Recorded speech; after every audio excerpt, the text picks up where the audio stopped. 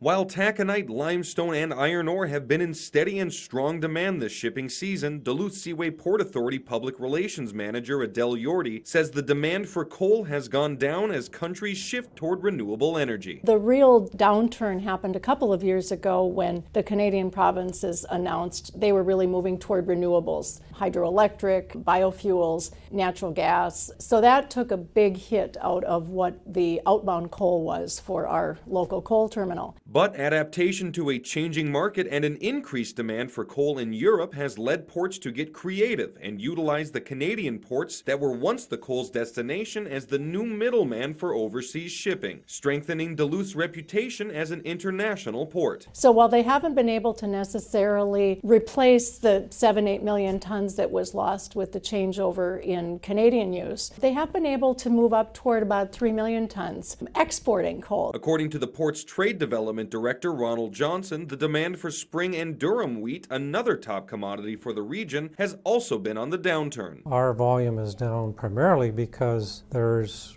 good quality spring wheat and durum wheat, and actually winter wheat around the world that's closer to the customer. But everything can change, and history supports that. Johnson cited the Russian wildfires in 2010 as an example of that change. Russia and Ukraine in that area had drought and wildfires, and they quit exporting, and then our markets went crazy. But then there's the big question. Will the nation's drought, which could be the costliest environmental disaster in U.S. history, affect shipping on the Great Lakes, since it has already had major impacts on shipping along the Mississippi River? The answer, say officials, is a resounding maybe. It all depends on where the shipments are going, the 2013 markets, and 2013 freight rates. In Duluth, Billy Wagnes for KBJR 6 and Range 11.